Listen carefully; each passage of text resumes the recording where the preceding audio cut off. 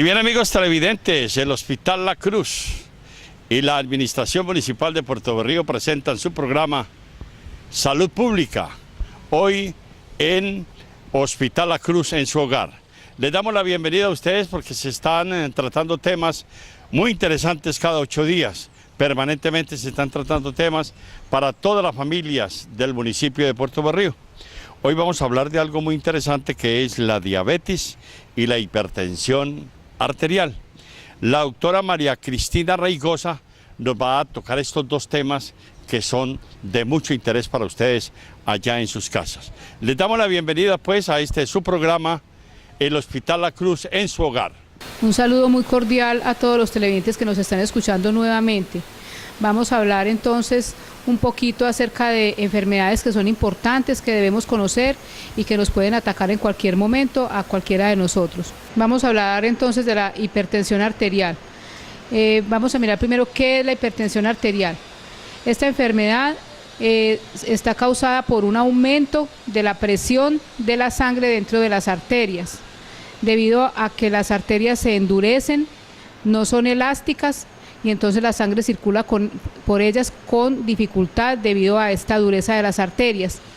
Entonces la presión que hay dentro de ellas, de ese líquido que está circulando por allí, está elevada. Esto hace entonces que se presenten alteraciones cuando las arterias más pequeñitas tienen que alimentar los tejidos, porque esa es la función de esas arterias más pequeñitas, dejar que pasen nutrientes de la sangre hacia cada una de las células. Entonces este mecanismo está alterado y esa presión alta hace que se presenten enfermedades en todos los órganos del cuerpo. Inicialmente la presión alta no da ninguna sintomatología, entonces uno puede creer que está sano, que no le está pasando nada a su organismo. Sin embargo, realmente la presión está causando estragos muy graves que luego van a traer repercusiones. Entonces, para poder saber si la presión arterial está elevada o no, lo ideal es que la persona se haga controles periódicos, debido a que, como les dije, no hay sintomatología. A veces la gente cree que si le dio un calor muy elevado, un dolor de cabeza, o que le dio sudoración o le sudaron las manos, es porque tiene la presión alta. Otras veces piensan que es porque la tiene muy baja, pero realmente esta enfermedad puede ser silente y no presentar ninguna sintomatología durante muchos años. Entonces, cuando la persona se da cuenta, ya sus órganos internos están dañados.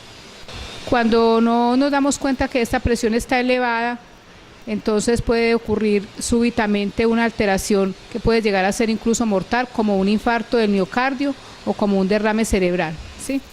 Vamos a hablar un poco de las causas de la hipertensión. En algunos momentos no se sabe por qué la persona se llega a elevar, porque a la persona se le llega a elevar su presión. Es decir, hay una hipertensión que se llama esencial o primaria. De esta clase de hipertensión no se conocen en estos momentos las causas, sino que la persona empieza a elevar su presión, aunque se le hagan estudios, se queda uno sin saber por qué se le elevó la presión. Hay otras causas de presión arterial alta, que ya se llaman causas secundarias, y entonces es porque alguna otra patología, alguna otra enfermedad en otro órgano le está causando esa elevación de la presión arterial. De todas maneras, se ha visto en general que hay cosas o conductas que pueden llevar a que a la persona se le eleve la presión arterial, que es lo que llamamos factores de riesgo.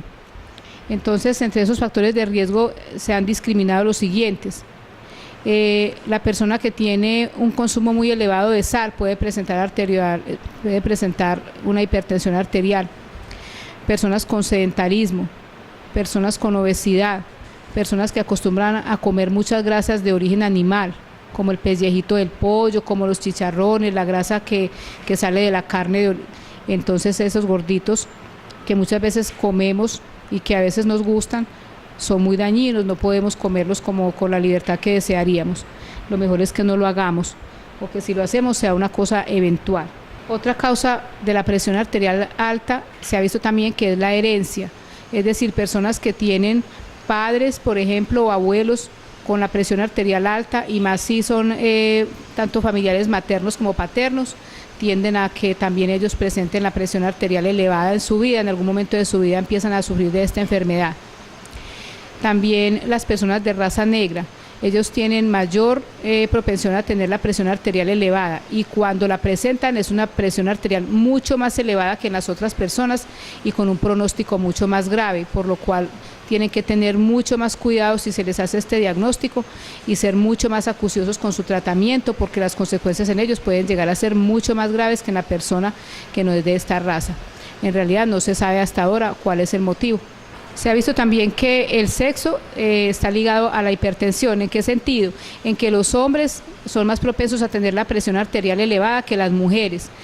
Sin embargo, cuando la mujer llega a la edad de la menopausia, en la cual los estrógenos están en menor cantidad circulando en su sangre, también ellas alcanzan unos límites de presión arterial elevados en muchas ocasiones, como igualándose a la presión arterial en los hombres también. Entonces quiere decir que los estrógenos se consideran un factor protector para la hipertensión. Por eso en la mujer joven que todavía tiene sus estrógenos en la cantidad de una mujer fértil, es menos propensa es menos frecuente que se presente la hipertensión. También se ha visto que la mujer que utiliza anticonceptivos hormonales es más propensa a la hipertensión que la mujer que no los utiliza. La edad es otro factor. A medida que envejecemos nos hacemos más propensos a tener hipertensión arterial. El sobrepeso y la obesidad. También se ha visto que es una de las causas de hipertensión. Una persona va aumentando su peso y su presión arterial va subiendo, aunque sea una persona joven. Esta persona además, si empieza nuevamente a bajar de peso, su presión arterial puede volver otra vez a ser normal. Hay una hipertensión también que se presenta en la mujer embarazada. Eso es una hipertensión inducida por el embarazo, entonces también es muy importante por esto hacer los controles durante el embarazo para que se estén contabilizando las cifras de presión arterial y vigilar que no estén elevadas, porque no solamente hay daño para la madre, sino también para el bebé. Cuando esto sucede, a veces la mujer después de tener el parto vuelve a sus cifras tensionales normales, pero otras veces desafortunadamente queda hipertensa para toda la vida. Cuando la persona va al médico, le cuenta cómo son sus antecedentes de enfermedades, cómo son sus hábitos alimentarios, sus hábitos de sedentarismo o de ejercicio, entonces el médico sospecha que puede tener riesgo para una hipertensión, y además en la consulta el médico siempre va a tomar la presión arterial. Allí se va dando cuenta si hay riesgos y si la presión arterial está elevada. Cuando la presión arterial se eleva, entonces si se encuentra una vez en el consultorio la presión elevada, ¿qué es lo que sigue de allí? Si es moderadamente elevada o levemente elevada, entonces se le va a hacer a la persona un examen periódico de la presión que se llama afinamiento. El afinamiento consiste en que la persona va durante 3 ocasiones al consultorio o al consultorio de la enfermera para que se le tome la presión en 3 posiciones diferentes. Entonces la presión arterial se debe tomar en 3 ocasiones diferentes para poder saber si la persona sí tiene unas cifras tensionales elevadas permanentes, porque a veces se pueden presentar elevaciones ocasionales debido, por ejemplo, a un estrés, debido a un ejercicio. Cuando la persona viene a consulta, a veces por el estrés de la misma consulta se le puede elevar la presión arterial sin que eso sea causa para hacer un diagnóstico de hipertensión como tal. Entonces se le hace el afinamiento a la persona. ¿Cómo es el afinamiento? Viene en 3 ocasiones diferentes a tomarse la presión. En el consultorio puede ser de la enfermera o del médico. Se toma la presión arterial en 3 posiciones diferentes, sentada, acostado y de pie. Si la presión en estas 3 tomas sigue elevada, entonces se le empieza a la persona el tratamiento. El tratamiento inicialmente puede ser solo dieta, cambiar de hábitos alimentarios, cambiar el consumo de sal, disminuirlo, el consumo de grasas, controlar su colesterol y sus triglicéridos y hacer más ejercicio del que está acostumbrado a hacer. Ya luego con esto, tratamiento hecho, se vuelven a controlar las cifras de presión arterial y deben haber bajado. Si el paciente no fue acucioso en hacer este seguimiento de estas recomendaciones, puede ser que la presión arterial no baje, o también a veces ocurre que el paciente sí fue muy diligente y sí siguió las recomendaciones, pero la presión arterial sigue elevada. En ese caso ya se empieza a dar medicación. ¿Por qué es tan importante estar seguros de que la presión está normal o de que se empezó el tratamiento cuando se necesita?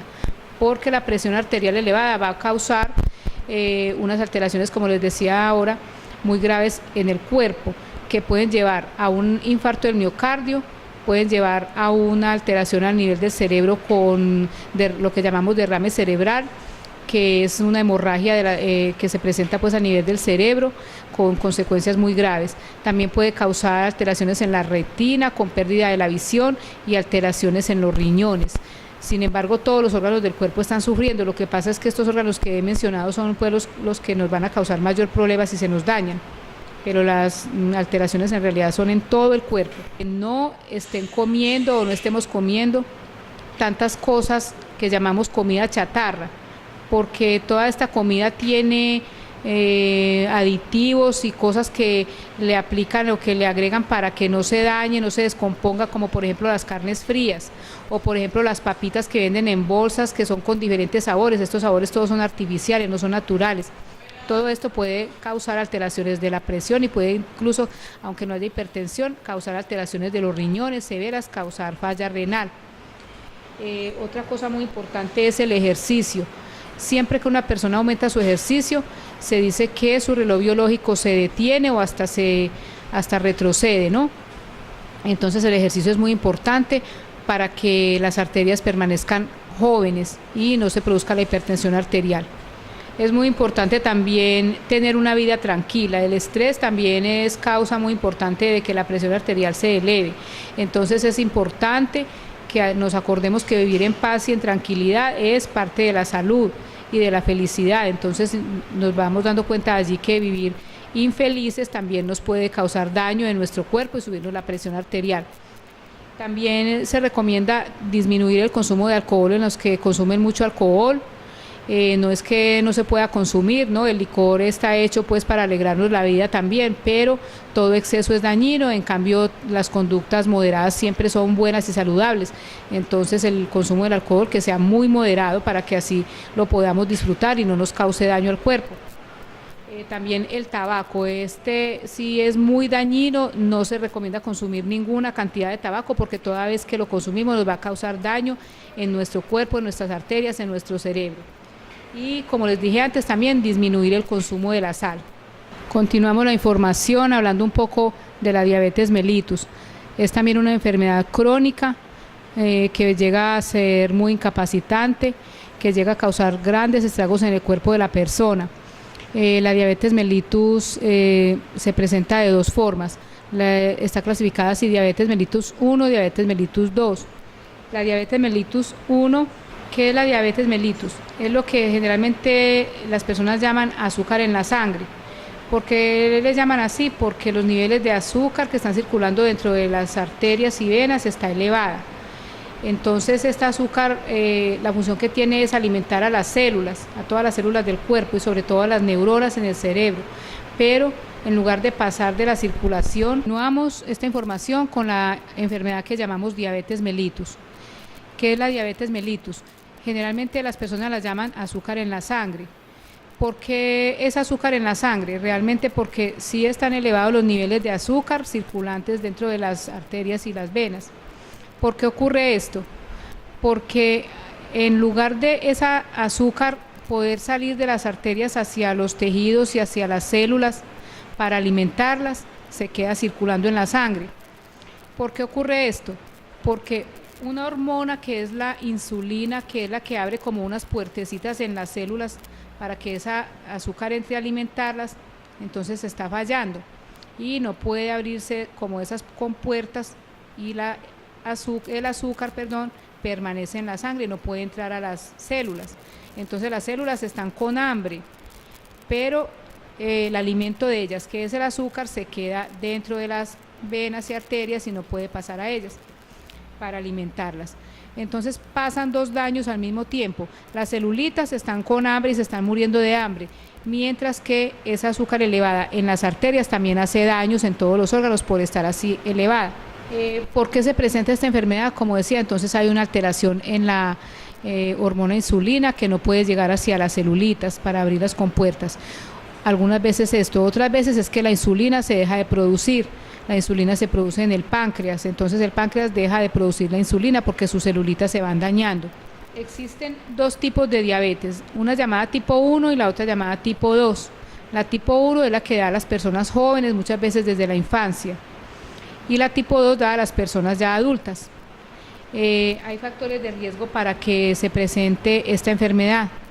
Como decíamos, factores de riesgo son cosas que pasan en la vida de la persona que pueden hacer que la diabetes se presente o que alguna enfermedad se presente. Entonces, ¿qué factores de riesgo puede haber para que una persona tenga diabetes mellitus? Un factor de riesgo es la herencia, es decir, personas que tienen padres o familiares con diabetes, sobre todo pues los padres, pueden presentar la enfermedad. También la diabetes mellitus se presenta en las personas obesas. Se ha visto que una persona empieza a subir de peso y realmente puede llegar a ocurrir que presente la enfermedad aunque no tenga herencia. Otro factor importante es el embarazo, porque se ha visto que muchas mujeres embarazadas, aunque no tengan herencia, presentan la enfermedad. Algunas veces se quedan con ella, otras veces al terminar la enfermedad, al terminar el embarazo, desaparece la enfermedad. ¿Qué síntomas puede haber cuando se presenta la diabetes? Muchas veces el primer síntoma es la visión borrosa. Se presenta también mucha sed, porque como decía, este azúcar está circulando en grandes cantidades en la sangre, entonces hace que la persona sienta sed. Se presenta también un aumento en la cantidad de orina que se produce. Entonces la persona va a ir muchas veces al baño a orinar, porque este azúcar hace que el líquido se salga. En realidad no, el mecanismo no es porque esté con el azúcar allí, como quien dice que sea el causante de la sed por ser dulce, sino que hace un efecto por el cual las celulitas del riñón hacen que el líquido se salga. Entonces la persona se va deshidratando, no solamente porque el azúcar esté elevada, sino porque orina más de lo que debería orinar. También por este motivo presenta mucha fatiga, porque recuerden que las celulitas están con hambre, entonces la persona se va fatigando, presenta cansancio. También, como las celulitas están con hambre, va a presentar sensación de hambre, la persona empieza a tener mucha hambre, mucho deseo de comer, entonces va a ocurrir lo que llamamos polifagia, quiere decir que la persona come, toma mucha sed y orina mucho. Entonces estas tres cosas más la visión borrosa son signos de que la persona tiene la enfermedad llamada diabetes mellitus. ¿Cómo se va a hacer el diagnóstico? Si la persona presenta estos síntomas, debe entonces acudir al médico, contarle sus síntomas y el médico le va a mandar un examen de azúcar, entonces lo que llamamos glicemia en ayunas. Se toma esta muestra con una jeringa, se saca la cantidad de sangre necesaria en el laboratorio y se examina, y allí se van a encontrar los niveles de azúcar elevados. En cuanto a las complicaciones que se pueden presentar por tener diabetes, es muy importante que las personas sepan esto. Empiezan a presentar alteraciones en los nerviecitos que van a producir la sensibilidad en todo el cuerpo. Entonces pueden empezar a presentar, por ejemplo, sensación de pies entumecidos, sensación de entumecimiento también en los deditos de las manos, sensación de llenura porque los nervios que van a mover el estómago se están quedando como paralizados y entonces el estómago no se vacía adecuadamente y la persona come y el alimento se queda allí represado y se llena rápidamente, aunque haya comido poco, porque tiene residuos del alimento que haya comido antes allí en su estómago sin que él pueda pasar al intestino. También empieza a presentar alteraciones de la visión porque la retina se empieza a dañar. Alteraciones también que se producen en los riñones con falla renal si no se tienen los cuidados para que los niveles de azúcar estén normales.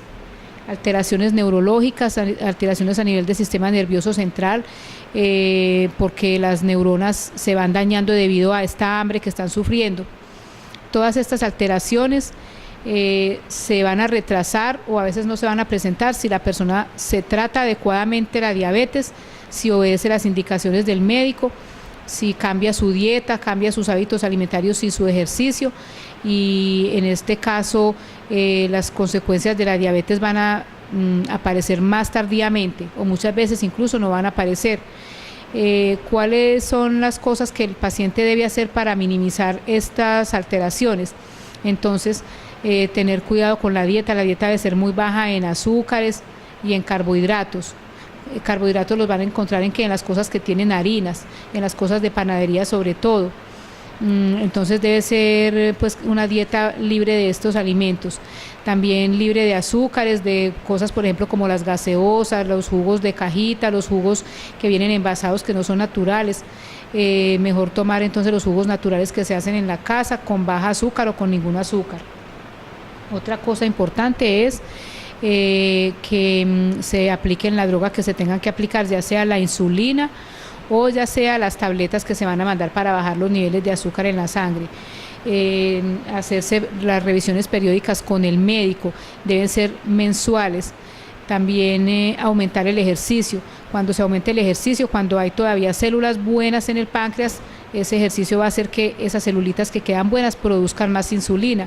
Entonces el ejercicio es importantísimo en la persona que tiene diabetes. Hacer sus controles periódicos, no solamente yendo al médico, sino también sacando la muestra de sangre para saber qué nivel de azúcar está manejando la persona y para saber si la medicación que está recibiendo es adecuada o si se debe aumentar o disminuir. Otra cosa muy importante que se presenta en la diabetes es que si la persona no come a las horas que debe comer, puede presentar niveles de azúcar ya demasiado bajos, que es lo contrario entonces de lo que la enfermedad en sí es. Los niveles de azúcar muy bajos también son muy peligrosos, pueden llegar a causar lesiones muy graves cerebrales, a veces irreversibles. Entonces el alimento debe ser con horario, con mucho juicio, siguiendo las recomendaciones del médico. Si la persona presenta baja azúcar, entonces el médico debe bajar los niveles de droga que está dando, bajar los niveles de insulina que está aplicando o disminuir las tabletas que le está dando a la persona para el tratamiento de la diabetes. Creo pues que hasta ahora esta es una información básica que ustedes deben de tener y en otra ocasión podremos profundizarla un poco más. Y bien amigos, esperamos que este tema les haya servido de mucho a cada uno de ustedes, a las familias del municipio de Puerto Berrío. La diabetes, una enfermedad silenciosa que usted tiene que estar muy pendiente de ella. Igualmente la hipertensión arterial. Ojalá ponga en práctica todas las recomendaciones que le entregó la doctora en el día de hoy. Cada 8 días vamos a seguir tratando temas de esta clase para que usted comparta igualmente con el Hospital La Cruz y la Administración Municipal. Los acompañó hoy la doctora María Cristina Raigosa, médica de salud pública, y esperamos que ustedes hayan disfrutado de este tema. Los esperamos la próxima semana aquí en el Hospital La Cruz, en su hogar, hoy en Salud Pública.